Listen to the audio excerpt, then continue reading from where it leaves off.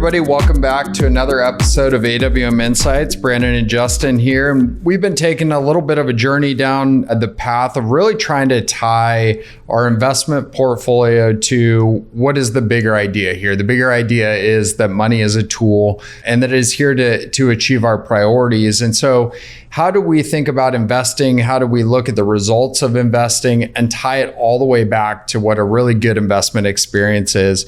And, I think what's happening in the world right now leads us to the topic of today, which is, there's a lot of news out there. There are a lot of things going on. We've got a war in Israel. We've got some negative sentiment coming out through economic indicators. The Fed is trying to deal with interest rate hike potentially or not. And how do we, get the soft landing out of all this stuff?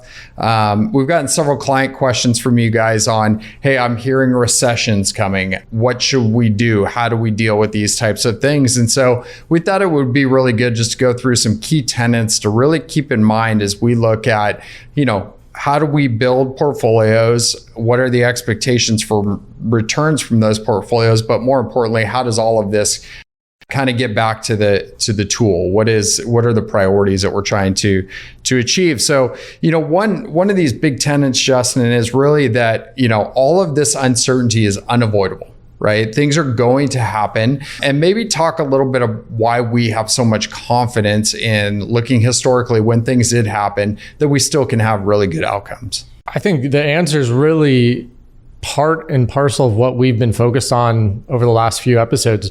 It's tying the history, the financial, the science, right? We talked a lot about that. I think it was the last episode, to the behavioral side. You need to be able to connect those dots and be able to kind of pivot from one to the next. But uncertainty being unavoidable, what does that actually mean in the context of what I'm saying?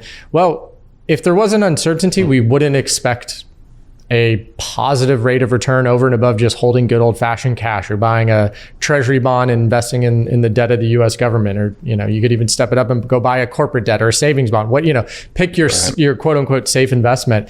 In order to expect a higher rate of return, again, you have to plan over longer periods of time, but that return largely comes from uncertainty. There's a lot of economic drivers underneath that, company risk and currency risk, et cetera, like sector risk, all that nuance. Mm-hmm. But essentially it can boil down to the fact that, hey, in order to get a favorable return on your money, again, over the long term, you do need to accept that uncertainty is there. It's actually your friend if you can get to a point where you understand it, and then most importantly, your portfolio is structured away according to your priorities, right? That's something you'll hear us say time and time again. Hey, money is a tool in order to accomplish your priorities. You should build a portfolio that takes into account those priorities, but then allocates the rest of your assets in a way that can adapt to uncertainty, that is planning ahead for uncertainty and a range of outcomes, because you can't predict the future and you can't time uncertainty, certainly.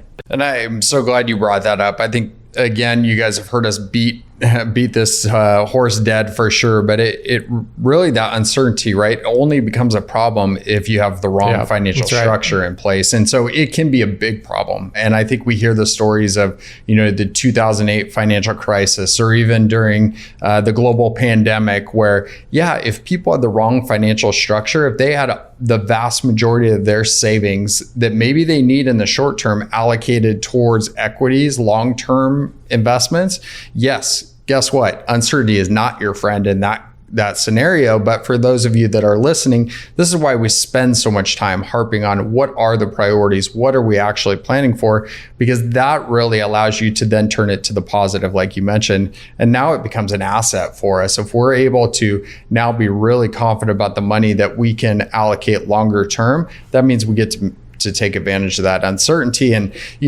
this really turns us all the way, I think is a great lead-in spot to just the futility of market timing, right? And how do you look at that, right? Like if maybe you're trying to read the tea leaves, how hard is this to actually do? It's incredibly hard. You can just look at the data of professional investors. There's something I've probably referenced a couple of times called the S&P Index versus Active data set. Comes out every 6 months. SPIVA for short. Look it up. Type in SPIVA, you'll find all sorts of information. And essentially, it's a fool's errand. It's a silly game to play. Professionals suck at it and fail each and every year. And there's no persistence. There are some that outperform. Let me be very clear on that.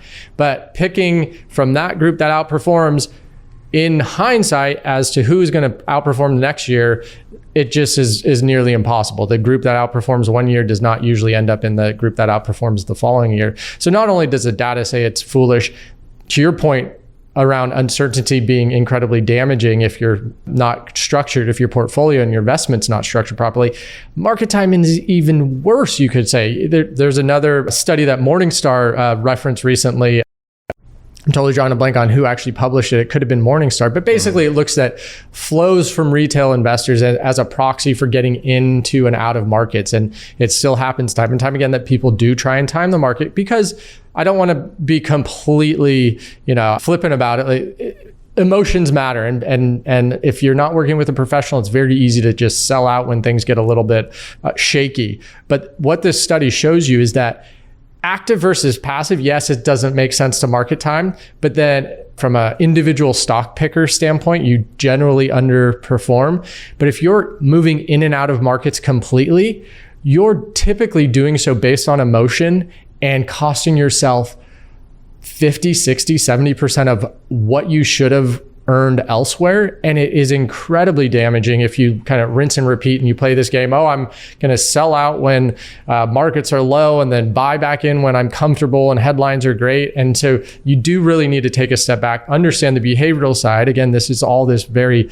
virtuous cycle. Understand the behavioral side. Ask yourself, be reflective, work with professionals, like everyone here on this podcast is, and go back to the science. What does it actually say? And then bring it back to your priorities. Is your portfolio structured in a thoughtful way that is there to support what you want to accomplish in life? And that whole process can really get you to those healthier outcomes. Yeah, and I think the real good gut check here is, I think even taking a little trip down memory lane to an extent, but, if I gave you the crystal ball with 100% certainty and told you these things were going to happen, there was going to be a global pandemic, Russia was going to invade Ukraine, inflation's going to spike, and people have recession fears. Oh, and then we're going to throw a war in Israel on top of that. How would you be invested in what your expected return would be? I think you'd have to be insane to sit here and go, oh, I think things are going to be really rosy. But really what happened, we have the benefit of hindsight of looking. This is why it's so hard, right? All those negative things are happening. Yet, if you look at the Russell 3000 index, which is a broad market-based capitalization weighted index of public US companies, north of 10% annualized return during that period. So above average, right? Yeah, it's above average. It's just an incredibly difficult thing to do. What we would rather do is focus our attention on those things we can control, like you've hit on, having money allocated in the proper financial structure, and then allow yourself, yes, that uncertainty that exists through all those events. Guess what? You get to be allocated to them. You get to take the benefit of them. And sometimes it is 2 steps forward and 1 step back, like we've seen over the past couple of years. Yeah. And I love that statement. 2 steps forward, 1 step back. There's another great one, that markets climb a wall of worry. I mean, to predict the future, there are going to be some other crazy headlines that really shock the world and potentially shock the market short term, right? We're not recording this podcast today to say the market is going to tank. There are certainly some events out there that have changed the general feel and narrative, and we're not trying to downplay those. It's really hitting on, hey, let's acknowledge that. Let's go back to these behavioral tips and tricks we've talked about. Let's go back to what history tells us, what the science around investing tells us, and then review the plan. Okay, is it well put together? Does this accommodate the things that are truly important to me? Does it give me a high level of likelihood to meet those things? And the answer for the vast majority of our clients are yes, it does. That is how we approach our relationships with you all. It's how we structure portfolios to be as confident as we can and to give you that understanding and comfort and staying power.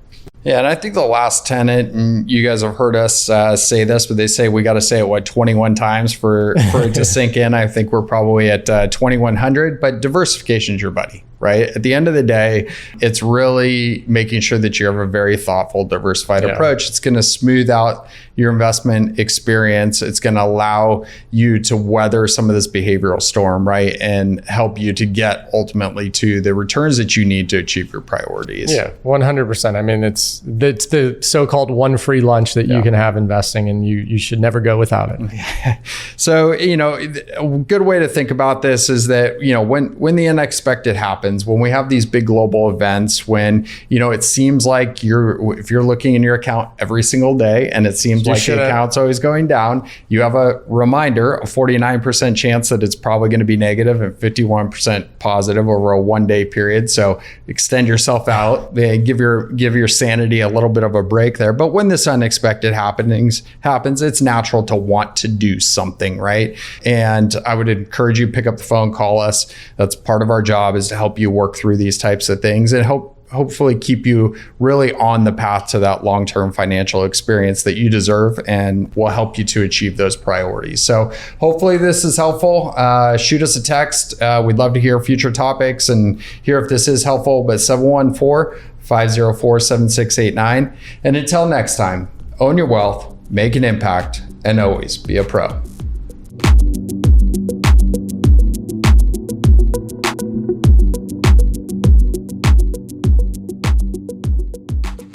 The information in this podcast is educational and general in nature and does not take into consideration the listener's personal circumstances. Therefore, it is not intended to be a substitute for specific, individualized financial, legal, or tax advice. To determine which strategies or investments may be suitable for you, consult the appropriate qualified professional prior to making a final decision.